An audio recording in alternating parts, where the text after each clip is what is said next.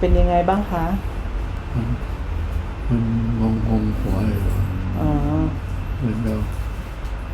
ยังไงนอนไม่ค่อยไม่หายใจไม่ทั่วท้องก็หมอเขาก็เลยมีนัดที่จะ sleep test กลางวันนอนหลับได้ไหมคะไม่ได้เลยไม่ได้เลยไม่ได้นอนเลยครับมีมึนๆงงๆไหมคะมี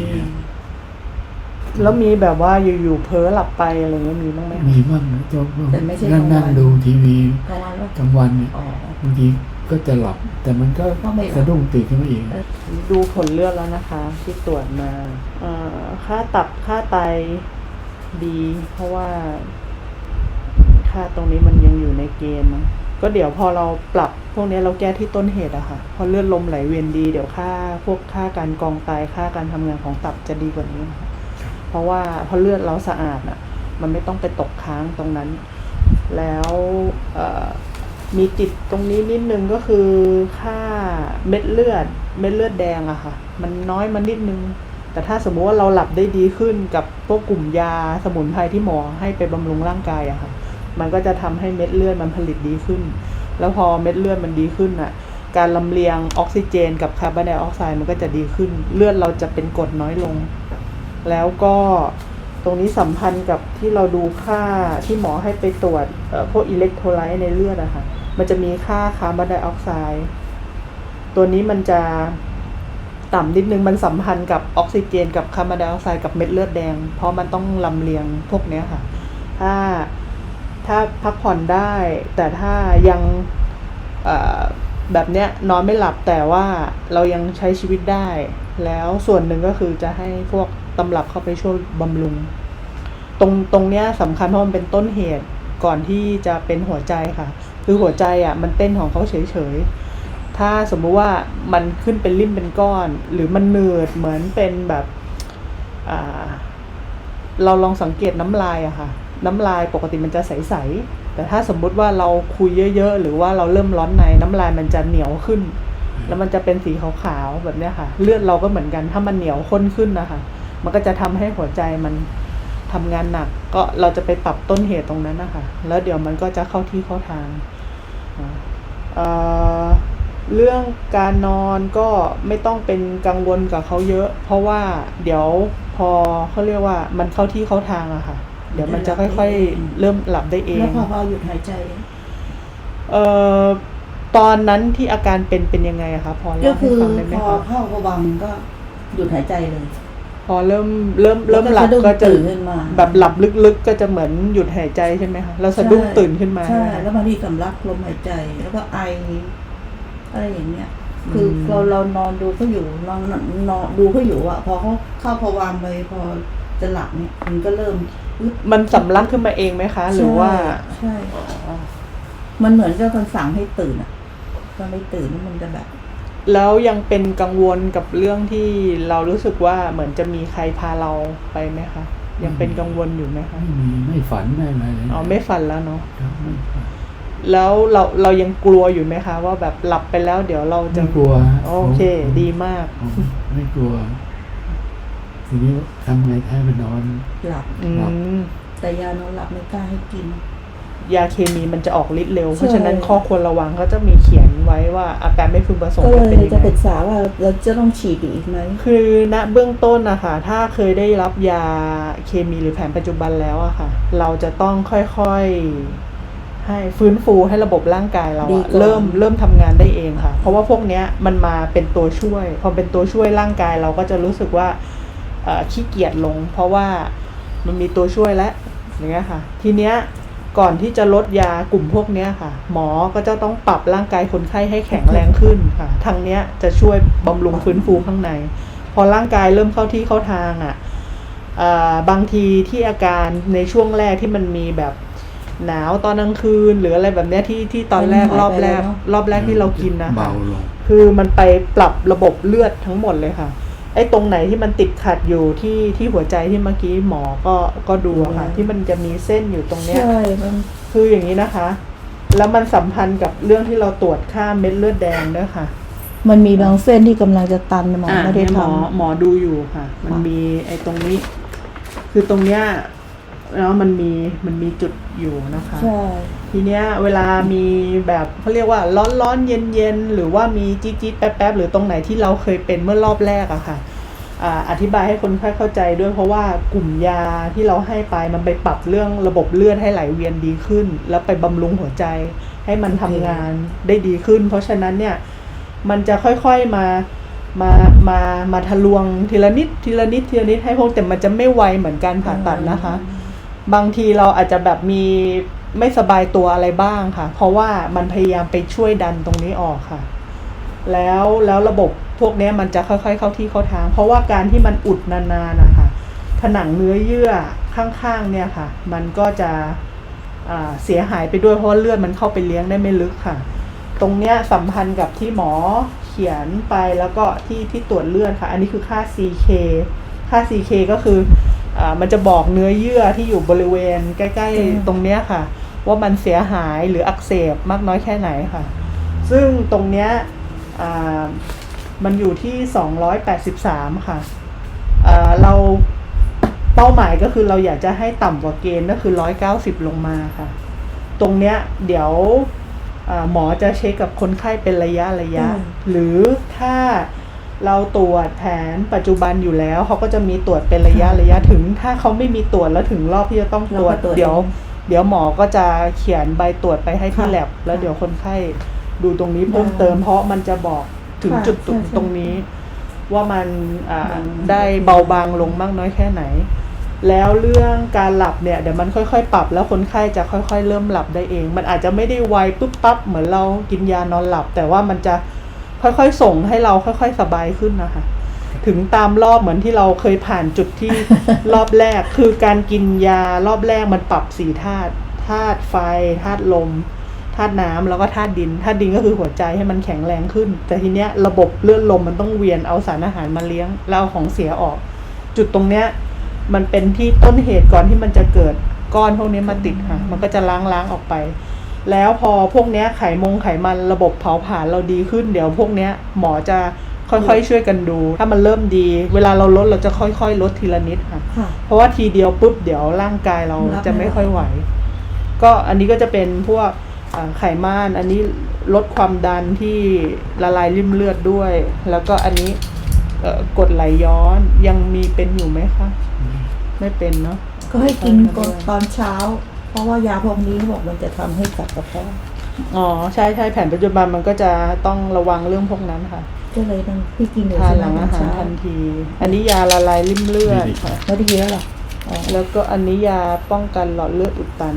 ก็กลุ่มยาไทยที่หมอจัดให้อ่ะค่ะมันไม่กัดกระเพาะแต่ว่าที่หมอเขียนเป็นเวลาเพราะหมอคำนวณตามนาฬิกาชีวิตที่อวัยวะมันทำที่ว่ารู้สึกเหมือนกดไหลย้อนแล้วร้อนเผาขึ้นมาที่หัวใจคือเรื่องเดียวกันนะคะเพราะว่ามันเป็นระบบธาตุไฟถ้าไฟมันร้อนอย่างที่หมอบอกน้ำบริเวณนี้มันจะเหนียวจะข้นขึ้นหัวใจเรา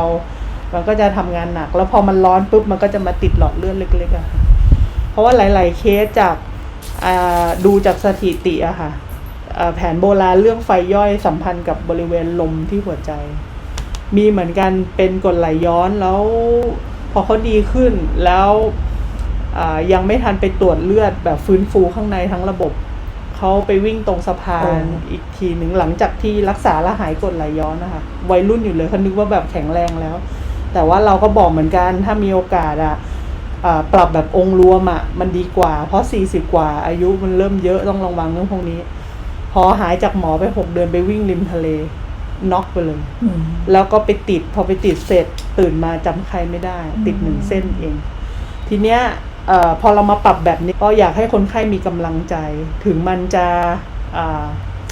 ผ่านรอบของยาไทยที่มันปรับตามรอบอะค่ะเดี๋ยวระบบเลือดลมมันเวียนดีขึ้นแล้วเราจะเหนื่อยน้อยลงแล้วหัวใจมันจะปั๊มได้ดีขึ้นแล้วการนอนหลับเดี๋ยวมันจะค่อยๆจูนค่ะต้องถามคนไข้เรื่องการขับถ่ายด้วยค่ะขับถ่ายก็ยังต้องกินยาถ่ายเหมือนกันเวลาถ่ายออกมาแล้วมันเป็นยังไงคะแข็งนิ่มแข็งกี่วันถ่ายทีคะถ้าไม่กินยา3-4 วันพอเริ่ม3-4 วันเราก็กินยาถ่ายแล้วใช่ไหมคะ ทานเป็นตัวไหนอยู่คะ มะขามแขก อ่าทานครั้งละกี่แคปซูลคะ 4-5 ครับศูนย์ ทานเวลาไหนคะ ตอนก่อนนอน ก่อ นะ นนอน อย่างนั้นไม่สาย แล้วมาถ่ายอีกทิ้งตอนกี่โมงคะ ก็ตอนเช้าสาย ก่อนหรือหลังอาหารคะ ๆหลังส่วนใหญ่จะหลังบางทีเกือบเที่ยงก็มีแล้วแต่ แล้วมันแข็งตั้งแต่หัวถึงท้ายเลยไหมคะ หรือว่าแข็งเป็นบาง ครับ ช่วง หัวถึงท้าย มันเหมือนเป็นน้อยหนาเลยไหมคะ อย่างนั้นนะ สีเป็นยังไงคะ สีออกสีดำหน่อย ของในกรณีนี้นะคะ ให้เป็นข้อมูล ถ้าสมมุติว่าเขาถ่ายได้ดีขึ้นนะคะไอเรื่องที่มันหลอดเลือดหัวใจตรงนี้ที่มันติดขัดอะมันก็จะออกไปได้เร็วเพราะเรารักษาแบบไม่ผ่าตัด มันก็จะอุจจาระล้างออกไป แล้วคุณหมอจ่ายไหมคะยาถ่าย ที่นี่จะปรับตามธาตุเพราะว่าถ้าให้ตามอาการแบบนั้นเดี๋ยวร่างกายลำไส้มันจะขี้เกียจ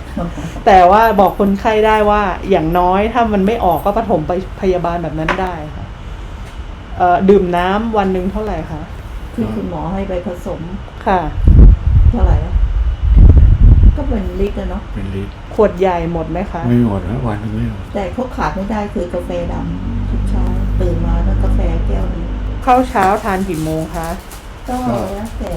7 โมง 8 โมงอะไรเงี้ย ทานน้ำอุ่นได้ไหมคะ ไม่ค่อยชอบ ไม่ค่อยชอบ ครับ ทานน้ำแข็งน้ำเย็นไหม กินข้าวต้องน้ำเย็นแก้วหนึง หมอจะสอนท่าเพิ่มให้นะคะ เวลานึกขึ้นได้ว่างๆอะค่ะ หรือเวลามีอาการกลืนลำบากอะค่ะ ให้เอามือลูบคางประมาณนั้น อภิธรรมทำเลย มันจะกระตุ้นเส้นประสาท เออ ตรง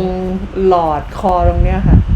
มันจะเป็นกระตุ้น เอามา แผนไทยเรียก เริ่มจะ เส้น สำลัก สุมนา ก็คือเส้นหลักที่ระหว่างช่วงตรงเนี้ยค่ะ ขึ้นมา มันจะทำให้เรากลืนได้ ระห ดี ว่างดู ขึ้น มวยเอาดูมวยลุ้น ค่ะก็ลูบคางไปเรื่อยๆค่ะจากคราวก่อนเนาะที่หมอฟังก่อนที่กินยาค่ะระบบเลือดมันยังไม่สะอาดขนาดนี้ค่ะมันยังมีเสียงทึบๆแต่ว่าจังหวะหัวใจอ่ะมันกล้ามเนื้อหัวใจอ่ะมันเริ่มขยายตัวได้ดีขึ้น แต่ว่ามันยังมีเสียงที่มันจะมีแบบเป็นฟีตามรอบอะค่ะก็เดี๋ยวไอ้พวกนี้มันก็จะไล่ไปเรื่อยๆค่ะ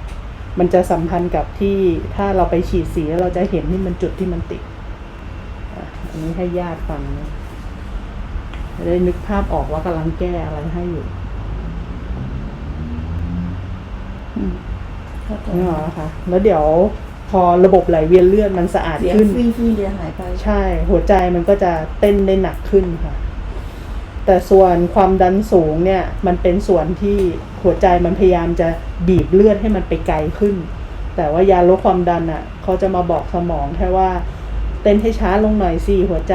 แบบเนี้ยค่ะ แต่ว่าหน้าที่ของร่างกายก็คือต้องปั๊มให้ไปไกลๆเพื่อที่ว่าจะได้จับกลับไปเลี้ยงที่จุดเดิมได้ แต่ว่าสำคัญที่สุดก็คือหมอจะต้องช่วยอีกทางหนึ่งทางเนี้ยที่ให้ยาไปปรับบำรุงข้างในหลอดเลือดมันจะยืดหยุ่นได้ดีขึ้น แล้วการอักเสบมันจะน้อยลง คือไอ้นี่ก็ทานไปก่อนตามปกติ ช่วงแรกค่ะ จนเข้าทางแล้วเดี๋ยวจะค่อยๆช่วยกันดูค่ะ เดี๋ยวขอแมะหน่อยค่ะ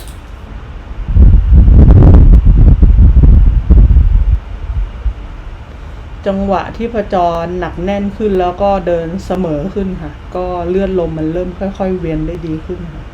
เดี๋ยวมันจะยิ่งชัดกว่านี้แล้วเดี๋ยวความดันพวกเนี้ย เดี๋ยวมันจะกลับเข้าสู่ปกติเองค่ะ แล้วเรื่องกระดูกที่ปวดหลังเนี่ยค่ะต้องไปพบหมอ คือที่เราปวดกระดูกที่ปวดหลังอะค่ะ คือกระดูกสันหลังเนี่ย มันจะมี ใช่ ไขข้อระหว่างนี้ แล้วมันจะมีเอ็นข้างๆค่ะ แล้วมันจะมีพวกเนื้อเยื่อกล้ามเนื้อค่ะ ทีเนี้ยถ้าเลือดเราเข้าไปได้ลึกขึ้นนะคะ พวกนี้มันจะเหมือนเป็นโชคอะค่ะ ที่น้ำมันมันไปถึงแล้วเดี๋ยวมันจะค่อยๆคลาย เอ ค่ะ ง ค่ะเดี๋ยวมันจะค่อยๆปลดล็อกค่ะ อยู่ที่บ้านตรงไหนที่แบบสบายหรือนวดหรือเราแช่น้ำอุ่นอะไรแบบนี้มันจะช่วยคลายกล้ามเนื้ออีกทางค่ะสัมพันธ์กับเรื่องการขับถ่ายค่ะ ถ้าสมมุติว่าเราขับถ่ายได้ดีขึ้น แนวกระดูกสันหลังอะค่ะ มันก็จะคลายตัวได้ดีขึ้นเป้าหมายคือข้างซ้ายที่ประจรที่จับจังหวะดีน้ำหนักดีข้างขวาเดี๋ยวมันจะต้องปรับให้มันแรงขึ้น ซึ่งตอนนี้เม็ดมันยังเล็กแล้วมัน เบากว่า ลมสองข้างต้องเท่ากัน เดี๋ยวปรับแล้วมันจะร่างกายมันจะปลดล็อกเอง ตามยาไทยที่หมอให้ตามร่างเดี๋ยวมองหมอมาตรงๆนะคะมองมาตรงๆนะคะ มองตามนิ้วนะคะ มองตามนิ้วนะคะ ดึงเปลือกตาล่างลงหน่อยค่ะ ดึงลงแบบ ที่เอามือดึง ดึงลงเลย ดึง ขอดูลิ้นหน่อยค่ะ